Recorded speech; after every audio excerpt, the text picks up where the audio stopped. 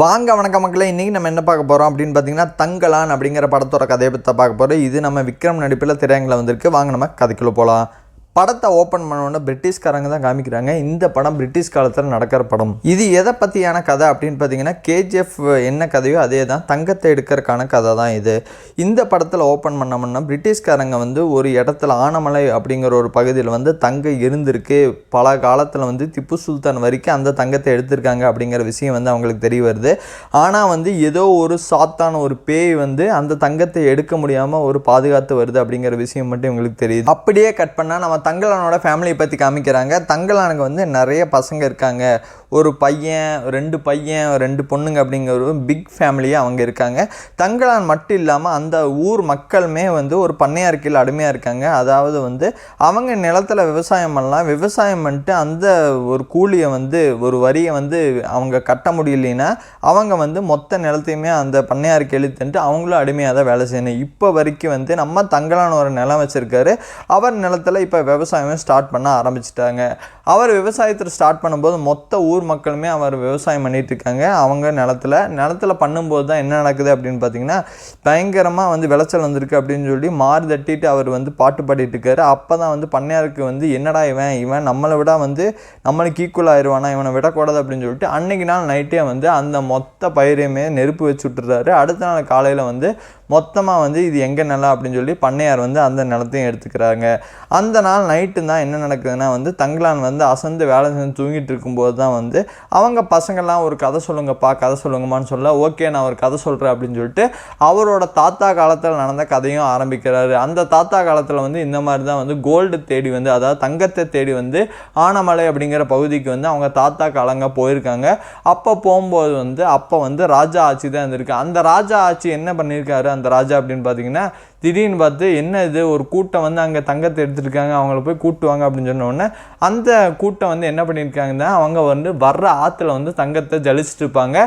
இவங்களும் நீங்கள் எடுக்கக்கூடாது, நான் தான் எடுக்கணும், எனக்கு தான் தங்கம் வேணும் அப்படின்னு சொன்ன உடனே தங்கலான்னு சொல்லுவார், இல்லை இந்த ஆற்றுல வர்றதெல்லாம் கஷ்டம், உங்களால் எடுக்க முடியாது, ரொம்ப மைன்யூட் பீஸாக தான் சின்ன சின்ன பீஸாக தான் இருக்கும், நாங்கள் மட்டும்தான் எடுக்க முடியும் அப்படிங்கிற மாதிரி சொல்லுவார். இல்லை நான் ஒத்துக்க மாட்டேன்னு சொல்லிட்டு இவங்க எல்லாருமே மொத்தமாக தேடுறாங்க. அந்த தங்கம் கிடைக்கவே இல்லை. அதுக்கப்புறம் விட்டுட்டு ஒரு மன்னர் இதில் ஒருத்தன் சொல்கிறான், இல்லை நீங்கள் ஆற்றுல விட்டுட்டு நிலத்தில் இருக்கிற தங்கத்தை நம்ம எடுக்கலாம் அப்படிங்கிற மாதிரி சொல்கிறாங்க. அப்போ தான் தங்கலான்னு சொல்கிறாரு, இல்லை நிலத்தில் இருக்கிற தங்கத்தை எடுக்க முடியாது, அது ஒரு பிசாசு ஒன்று இருக்குது, அதுதான் இந்த தங்கத்தை காப்பாற்றிட்டு இருக்கு, உங்களால் என்ன பண்ணாலும் அதை எடுக்க முடியாது அப்படின்னு சொல்கிறாங்க. இவன் கிடக்கிறா நம்ம போவோம் அப்படிங்கிற மாதிரி மொத்த கூட்டத்தையுமே கூட்டிகிட்டு மன்னர் போகிறாரு. அப்போ நிறைய பாம்புங்க, நிறைய படை வீரர்கள் எல்லாம் இவங்க மொத்த படையுமே அடிக்கிறாங்க. அப்போ தான் அவங்களுக்கு ஒரே சாக்கு, யாரோ நம்மளுக்கு தடுக்கிறதுக்கு இருக்காங்க அப்படின்ட்டு. அப்போ தான் அந்த மன்னருக்கு ஒன்றுமே புரியல, ஓகே வேறு யாரோ பெருசாக இருக்காங்க போல், நம்ம என்ன பண்ணுறதுனே தெரியல அப்படிங்கிற மாதிரி முடிச்சுட்டு இருக்கும்போது தான் தங்கலான் சொல்கிறாரு, அந்த பிசாசு அழிக்க என்னால் மட்டும்தான் முடியும், அந்த காட்டேரியே அப்படிங்கிற மாதிரி ஒரு பொண்ணு தான் மொத்த இதையுமே காப்பாற்றிட்டுருக்கு, அந்த தங்கத்தை எடுக்க விடாமல் அதை மட்டும் அழிக்கிறதுக்கு நான் உதவி பண்ணுறேன், ஆனால் பதிலுக்கு நீ என்ன கொடுப்ப அப்படின்னு சொல்லி அரசர்கிட்டயே டீல் பேசுகிறாரு. அரசன் உனக்கு என்ன வேணும் சொல்லு அப்படிங்கிற மாதிரி, எங்ககிட்டேருந்து நிலத்தெல்லாம் பிடிங்கி நீங்கள் வச்சுக்கிட்டீங்களே, எனக்கு திரும்பி என் நிலமெல்லாம் வேணும் அப்படிங்கிற மாதிரி அவங்க தாத்தா விக்ரமும் தாத்தா தான், அவரும் விக்ரம் தான், அவர் இந்த மாதிரி முறையிடுறாரு, எனக்கு நிலம் வேணும் அப்படிங்கிற மாதிரி. ஓகே நிலம் வேணால் நீ எடுத்துக்கோ, எனக்கு அந்த பொண்ணை கொன்னுட்டு எனக்கு தங்கத்தை மட்டும் எடுத்து அப்படிங்கிற மாதிரி சொல்கிறாங்க. இவரும் போய் ஃபைட் பண்ண ஆரம்பிக்கிறாரு. பயங்கரமான ஒரு ஃபைட் நடக்குது. அந்த ஃபைட்டில் இந்த கடைசியாக அந்த பொண்ணை கட்டியும் போட்டுறாரு. அந்த கட்டி போட்டதுக்கு அப்புறமா மன்னர்கள்லாம் வர்றாங்க. வந்தவொடனே என்னடா இது தங்கம்னு சொன்னீங்க, பூரா மண்ணாக இருக்குது, நீ என்ன ஏமாத்துறியா, நீ வீரனே கிடையாது அப்படின்னு சொல்லிட்டு இவர் அசிங்கப்படுத்திட்டு போயிடுறாங்க. அப்போ தான் இவருக்கு ஒன்றுமே புரியல. இவர் கட்டி வச்ச பொண்ணு இருக்குல்ல அந்த சூனியக்காரி, அந்த சூனியக்காரி தான் சிரின்னு சிரிக்கிறா, உங்களால் அதை கடைசி வரைக்கும் எடுக்கவே முடியாது அப்படிங்கிற மாதிரி சிரிக்கிறா. இவருக்கு ஒரே கோபமாக வருது. மறுபடியும் அந்த பொண்ணோட சண்டை போட்டு அந்த பொண்ணையும் கொண்டுருந்தாரு. யார் அப்படின்னு விக்ரம். அதுக்கப்புறம் அவங்க உள்ளே இருக்கிற ரத்தமெல்லாம் பட்ட இடமெல்லாமே தங்கமாக மாறுது. அப்போ மன்னர், ஆஹா சபாஸ் நீ பெரியான ஆள் தான் அப்படின்னு சொல்லிட்டு உனக்கு நிலம் தரேன் அப்படிங்கிற மாதிரி அப்போ டீல் பேசியிருப்பாங்க அப்படிங்கிற மாதிரி அந்த கதையை நம்ம விக்ரம் தான் குழந்தைகள் சொல்லிட்டு இருக்க நைட்டு தான் தான் மொத்த வயலுக்குமே நெருப்பு வச்சு விட்டுறாங்க. அதுக்கப்புறம் தான் அடுத்த நாள் வந்து பண்ணையார் கீழே அடிமையாக இவங்க வந்து வேலை செஞ்சுட்ருக்காங்க. இந்த மாதிரி வேலை செஞ்சுட்டு இருக்கும்போது விக்ரமுக்கு ஒரே ஒரு யோசனை தான், என்னென்னா அவங்க தாத்தா மாதிரி நம்மளும் போய் ஒரு குண்டுமணி அளவாக தங்கத்தை எடுத்துகிட்டு வரணும் அப்படிங்கிற ஒரு ஆசை வந்து அவருக்கு இருந்துகிட்டே இருக்குது. இந்த மாதிரி அடிமையாக வேலை செஞ்சுட்டு இருக்கும்போது திடீர்னு ஒரு நாள் என்ன ஆகுது அப்படின்னு பார்த்தீங்கன்னா, பிரிட்டிஷ்காரர் ஒருத்தர் வந்து இந்த மாதிரி வந்து தங்கத்தை தேடிட்டு இருக்கார் ஆனமல்லையில். அவர் வந்து அவருக்கு ஒரு இன்ஃபர்மேஷன் வருது, அதாவது இந்த மாதிரி ஒரு கூட்டத்தை வந்து தான் எடுத்துகிட்டு போய் பழைய காலத்து ராஜா காலத்துலலாம் தங்கத்தை எடுத்துகிட்டு வந்தாங்க, அதனால் நம்மளும் இந்த கூட்டத்தை ட்ரை பண்ணி பார்க்கலாம் அப்படின்னு சொல்லிட்டு அந்த பிரிட்டிஷ்காரர் வந்து இந்த கூட்டத்துக்கிட்ட வந்து டீல் பேசுவார். இந்த மாதிரி நீங்கள் வந்து என் தங்கத்தை எடுத்து தந்தீங்கன்னா உங்களுக்கு வந்து பாதி தங்கம் தரேன், அது மட்டும் இல்லாமல் நீங்கள் வந்து ராஜா மாதிரி வாழலாம், அந்த மாதிரி ஒரு ஆசையை காமிக்கிறாரு. இவருக்கு வந்து இதுதான்டா சான்ஸு அப்படிங்கிற மாதிரி விக்ரமும் வந்து தான் வீட்டில் பேசும்போது அவங்க வீட்டில் மொத்த ஊருமே பயப்படுறாங்க. ஏன் அப்படின்னு பார்த்தீங்கன்னா, அங்கே ஒரு சூனியக்காரர் இருக்கான், போனீங்கன்னா மொத்தமாக இறந்து போயிடுவீங்க அப்படிங்கிற ஒரு கதை வந்து அப்போ இருந்து இப்போ வரைக்கும் உண்மையாகவே இருக்குது. அதனால் மொத்த ஊருமே பயப்படுறாங்க. ஆனாலும் இவருக்கு விக்ரமுக்கு வந்து எப்படியாவது நம்ம வாழ்க்கையில் முன்னேறிடுவோன்னு, இந்த பண்ணையார் கீழே அடிமையாக இருக்க முடியாது, நம்ம கிளம்பி போய் ஆகணும் அப்படின்னு சொல்லிட்டு இவரும் வந்து அந்த பிரிட்டிஷ்காரங்க கூட கிளம்பி போகிறாரு. கிளம்பி ஒரு 10 பேர் பக்கம் போகிறாங்க பிரிட்டிஷ்காரங்க கூட. அப்போ போனவொடனே ஆனமலை இதில் தான் வந்து இருக்குது அப்படிங்கிற மாதிரி இன்ஃபர்மேஷன் தெரியுது. இவங்க போய் ஒரு இடமா தோன்றாங்க. இவருக்கு வந்து தோண்ட வந்து அந்த இடத்துக்கு போனதுலேருந்து வந்து இவருக்கு அந்த பழைய காலத்து ஞாபகமெல்லாம் வருது. அந்த மாதிரி ஒரு மாதிரி வந்து மைண்டில் வந்து இவருக்கு ஸ்டோரி ஓடிட்டே இருக்குது. யாருக்குன்னா தங்கலானுக்கு ஒரே ஸ்டோரி ஓடிட்டே இருக்குது. இந்த மாதிரி நடந்திருக்கும், இந்த மாதிரி இருக்கும், இந்த இடத்துல தான் இருக்கும் அப்படிங்கிற மாதிரி ஒவ்வொரு இடமா அவருக்கு வந்து ரிஃப்ளெக்ட் ஆகிட்டே இருக்கு மைண்டில். ஒரு கட்டத்தில் வந்து பிரிட்டிஷ்காரங்களால சுத்தமாகவே முடியாது. அவங்க வந்து கையை வச்சிடும், அவங்க கிட்ட இந்த மேப் வச்சு சுத்தமாக எந்த தங்கத்தையும் கூட கண்டுபிடிக்க மாட்டாங்க. கடைசியாக பிரிட்டிஷ்காரருக்கு வந்து ஒன்று தோணும், கடைசியாக தங்கலான் வந்து அவன் ஏதோ மைண்டில் அவனுக்கு ஏதோ ஓடிட்டு இருக்கு, அவனால் மட்டும்தான் இதை கண்டுபிடிச்சி தர முடியும் அப்படின்னு சொல்லிட்டு அவங்ககிட்ட போய் பேசுவார். உனக்கு என்ன தோணுது, எங்கே இருக்குன்னு அங்கே எங்களை கூட்டுப்போ அப்படிங்கிற மாதிரி பிரிட்டிஷ்காரரே வந்து கடைசியாக வேறு வழியே இல்லை, கடைசி ஆப்ஷன் இவன் மட்டும்தான் அப்படின்னு சொல்லி இவன்கிட்ட சொல்லிடுறாரு. இவனும் வந்து கூப்பிட்டு போகிறான். அப்போ திடீர்னு தான் என்ன வருது அப்படின்னு பார்த்தீங்கன்னா, ஒரு இடத்துல வந்து சூனியக்கார பொம்மை, அதாவது வந்து ஒரு பொம்மையை கண்டுபிடிக்கிறாங்க. இந்த பொம்மை தான் பழங்காலத்தில் வந்து கும்பிட்டு வந்தாங்க, அந்த தங்கத்தை காப்பாற்றுறவங்க கும்பிட்டு வந்தாங்க அப்படிங்கிற மாதிரி ஒரு சிலையை கண்டுபிடிக்கிறாங்க. அந்த சிலையை எடுத்தவொடனே வந்து ஒரு சத்தம் மாதிரி கிளம்புது. அந்த சத்தம் வந்தவொடனே வந்து இவங்க ஓகே இந்த இடத்துல தான் கன்ஃபார்ம் இருக்கும் அப்படிங்கிற மாதிரி முன்னோக்கி போயிட்டே இருக்காங்க. அப்போ தான் வந்து ஒரு சிறுத்தை புலி வருது. சிறுத்தை புலி கூட வந்து மொத்தமாக எல்லாம் பயந்து ஓடும்போது தங்கலான் தான் வந்து அடித்து பறக்க விட்றாரு அந்த சிறுத்தை புலியை. அதை பார்த்தோன்னா சபாஸ் நீ வேலைக்காரன் தான், ஏன் வேலைக்காரன் அப்படிங்கிற மாதிரி அந்த பிரிட்டிஷ்காரரை பாராட்டுறாரு. அது மட்டும் இல்லாமல் எந்த இடத்துல இருக்கும் நீயே சொல்லு அப்படிங்கிற மாதிரி இவரும் வந்து முன்னேக்கி போயிட்டே இருக்காரு. அப்போ தான் வந்து அந்த சிலையோட தலை கிடச்சதில்ல, சிலையோட உடம்பே கிடைக்கும். அதை தோண்ட ஆரம்பிப்பாங்க. தோண்ட ஒரு புழுதி மாதிரி கிளம்பும். ஒரு வந்து அந்த சூனியக்காரி வர ஆரம்பிச்சிருவா. அந்த சூனியக்காரியோட மறுபடியும் இவங்க சூனியக்காரி அவங்களோட கேங்கோட நம்ம தங்கலானும் பிரிட்டிஷ்காரங்க ஃபைட் பண்ணிட்டு இருப்பாங்க.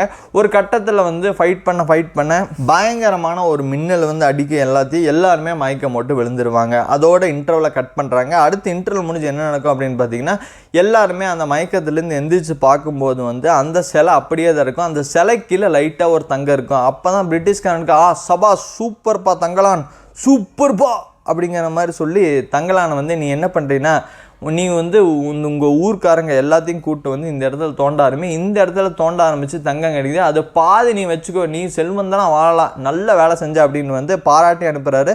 தங்கலானுக்கு சூப்பர் அப்படின்னு சொல்லிட்டு அது மட்டும் இல்லாமல் வந்து துப்பாக்கியும் தன்னோட ட்ரெஸ்ஸையும் கொடுக்குறாரு அந்த பிரிட்டிஷ்காரர். இவரும் வந்து போட்டுட்டு போய் அங்கே கெத்த தௌலத்தான் வந்து அந்த பண்ணையார்கிட்ட வந்து மொத்தமாக வந்து இந்த காசு மொத்தமாக வந்து என் நிலத்தையும் மீட்டெடுக்கிறாரு. அது மட்டும் இல்லாமல் மொத்த மக்களையும் பிரெயின் வாஷ் பண்ணுறாரு. இந்த மாதிரி வந்து பிரிட்டிஷ்காரர் ரொம்ப நல்லவர்ப்பா, அவர் வந்து என்ன சொல்கிறாருன்னா, நம்ம எல்லாருமே அந்த தங்கத்தை தேடி தோண்டி எடுப்போம், நம்மளால் மட்டும்தான் அது முடியும், அதனால் வந்து நம்ம போய் தோண்டி எடுத்து மொத்த தங்கத்தினும் பாதி வச்சுக்கலாம், நம்ம இனிமேல் அடிமையாக வாழ தேவையில்லை அப்படிங்கிற மாதிரி சொல்கிறாரு. அப்போ ஊர்க்காரங்க எல்லாருமே பயப்படுறாங்க. அங்கே தான் சூனியக்காரி இருக்காளே, மொத்தமாக அழிஞ்சு போயிடும் அப்படிங்கிற மாதிரி சொல்ல, இல்லை நான் போய் வந்தேனா அப்படிங்கிற மாதிரி, நான் போயிட்டு வந்தேன்ல, அதனால் ஒரு பிரச்சனையும் இல்லை, நீ வந்து எல்லோரும் வந்தீங்கன்னா தோண்டி எடுத்துல அப்படின்னு சொல்லிட்டு மொத்தமாக எல்லாத்தையும் கூட்டிகிட்டு மொத்த ஊரையுமே கூட்டிகிட்டு அங்கே கிளம்புறாரு. எங்கே அப்படின்னு பார்த்தீங்கன்னா பிரிட்டிஷ்கார இடத்துக்கு கிளம்புறாரு.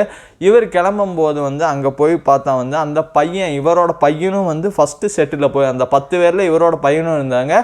இவர் வந்து அங்கே போனதுக்கப்புறம் பையன் வந்து பயங்கரமாக யாரோ அடிச்சிருக்காங்க, மொத்தமாக வாய்ப்பு எல்லாம் புண்ணாக இருக்குது.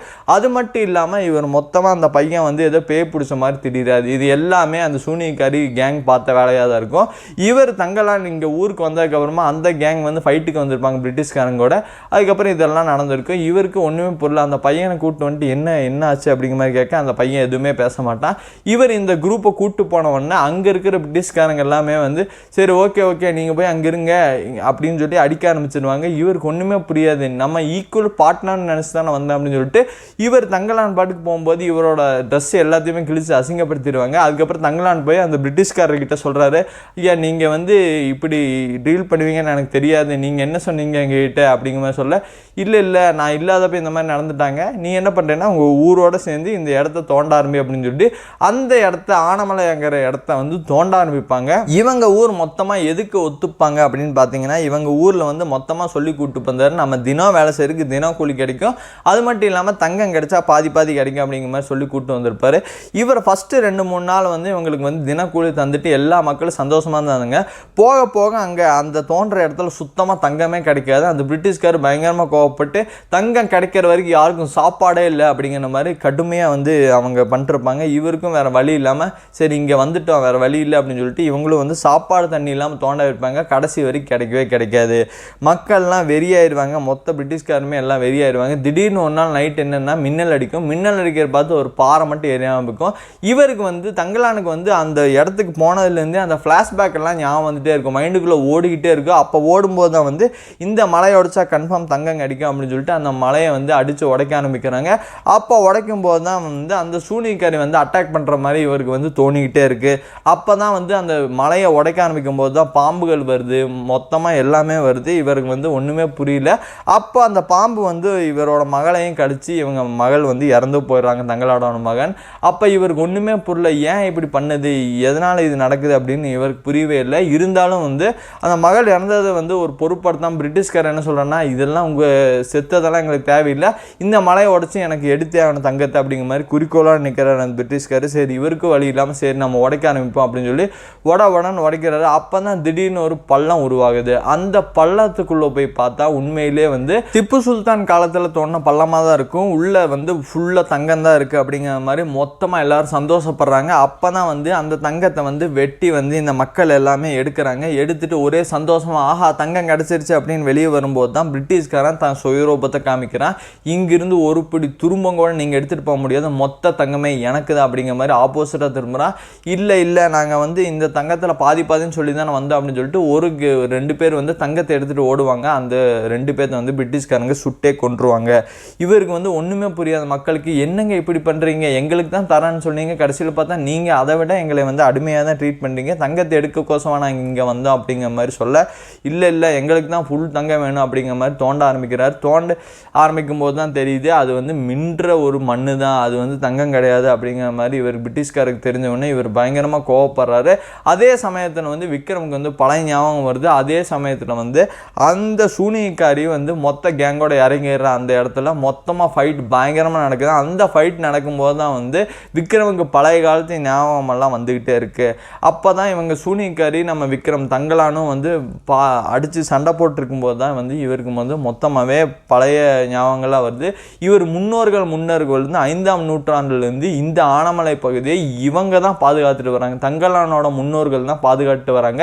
தங்கலானோட முன்னோர்கள் தான் வந்து வழியாக வந்து இங்கே யாரும் தங்க எடுக்க விடாமல் வந்து அரசர் காலத்திலேருந்தே வந்து இவங்க போரிட்டு இருக்காங்க. அந்த போரில் வந்து தோற்று போனால இந்த ஒரு கேங் குறிப்பிட்ட கேங் வந்து அடிமையாக வந்து மன்னர்களுக்கு போயிடுவாங்க.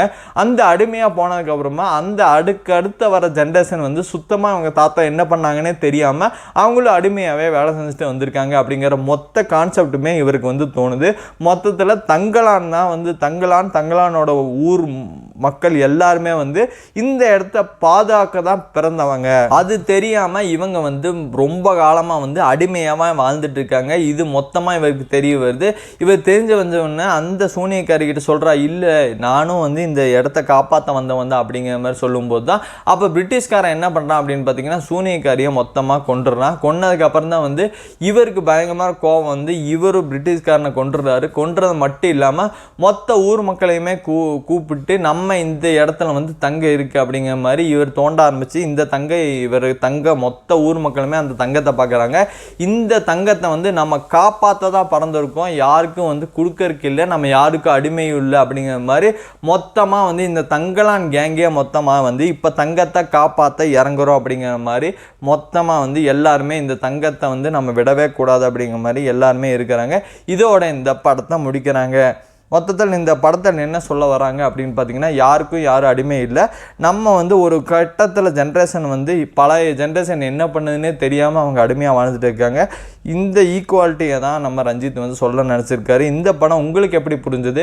இந்த படத்தில் வந்து நிறையா புரியாத கான்செப்டை சூனியக்காரி கிளவி ஒரு மாதிரி சைக்கோத்தனமான ஒரு கான்செப்டை கொண்டு வந்திருப்பாங்க. இந்த படம் உங்களுக்கு புரிஞ்சுதா, இந்த படம் உங்களுக்கு பிடிச்சதா அப்படிங்கிறத கமெண்ட் செக்ஷனில் கமெண்ட்டில் வந்து போடுங்க. அது மட்டும் இல்லாமல் இந்த படம் உங்களுக்கு பிடிச்சிருந்தா ஒரு தம்ஸ் அப் கொடுங்க. என்னோட எக்ஸ்பிளனேஷன் பிடிச்சிருந்தாலும் ஒரு தம்ஸ் அப் கொடுங்க. பாய் பாய். அடுத்த வீடியோவில் சந்திப்போம். இந்த வீடியோ பிடிச்சிருந்தா மறக்காமல் சப்ஸ்கிரைப் பண்ணிடுங்க. டாட்டா.